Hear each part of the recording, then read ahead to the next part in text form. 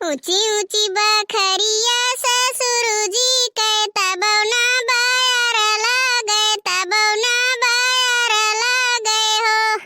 ऊंची ऊंची बखरिया ससुरुजी के तबौना बायर लागे तबौना बायर लागे हो।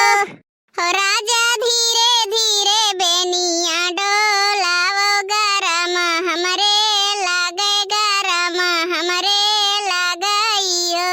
राजा धीरे धीरे बेनिया डोलावो गरम हमरे लागे गरम हमरे लागइयो। अंगने मासूमय मोरी मैया वसारे मोरी बहिनी वसारे मोरी बहिनी हो। रनिया चुरुरु चुरुर बेनिया बोले सरम हमरे लागे सरम हमरे लागइयो। अंगने मासूमय मोरी मैया वसारे मोरी बहिनी वसारे मोरी बहिनी हो। दादा चुरु चुरु चुरु चुरु बेनिया सरम सरम हमरे सगरम सरम हमरे लागइयो। बोलिया तो बोलो मोरे राजा बोलहु नाही जान्यो बोलहु नाही जान्यो हो। बोलिया तो बोलो मोरे राजा बोलहु नाही जान्यो बोलहु नाही जान्यो हो। पियऊ काहे खातिर लायो मोर गावनवा सरम तोहरे लागे सरम तोहरे लागइयो। पियऊ काहे खातिर लायो मोर गावनवा सरम तोहरे लागे सरम तोहरे लागइयो। जाऊ माई हुआ तने मैया बियाटिया उरो बापया बियाटिया उरो बापया बियाटी हो। जाऊ माई हुआ तने मैया बियाटिया उरो बापया बियाटिया उरो बापया बियाटी हो।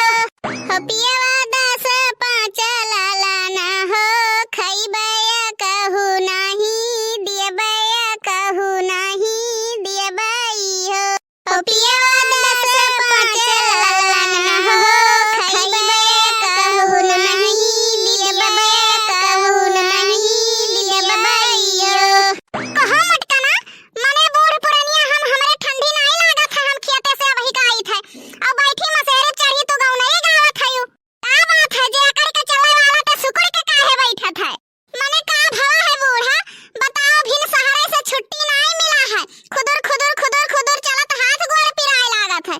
घर के काम का कोनो अत्ता नहीं रहत है। ई चलवा तोहार बाप धई के गए रहे धई के धक धकाए बाटियो।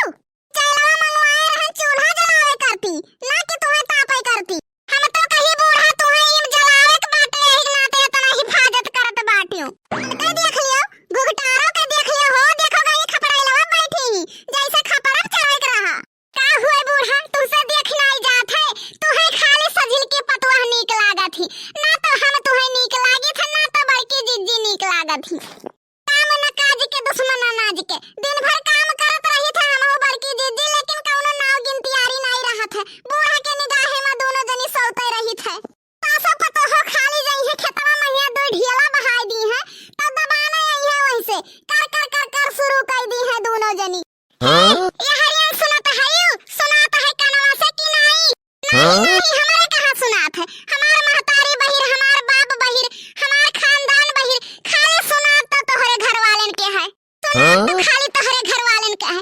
जवन हम बोली था वो सुन लिया था और जवन नहीं बोली था वो सुन लिया था। खाए खाए बैठ के चौड़ियान जात हो बॉडी बनावत हो। हां बनाई तो है बनाई तो तनी सलमान खान लागी। बाप दादा लगाइन ठेला पर पान ये सलमान खान लगी है मटकनो। ना जानी कौने चक्की कोटा पैसा खाती की दिन पे दिन चौड़ी आज जाती। तू का बयार सुनत तू खाना नहीं खाती हूं। हमारे खाए पिए के लइके तो जायू ना नहीं तो हार इज्जत उतार लेबे। खाई थे तो अपन कमाई खाई थे अपने मर्दे के तोहरे नहीं। हमार कमाई जो खाती हूं ना जवन चौड़ी आई के चलत हूं ना तब सुकुड़ी के चलती हूं। तुहे खाए बगैर ना मारे डारित तो हमारा नाव दखिना नहीं। वही बूढ़ा का खाए बगैर मारी।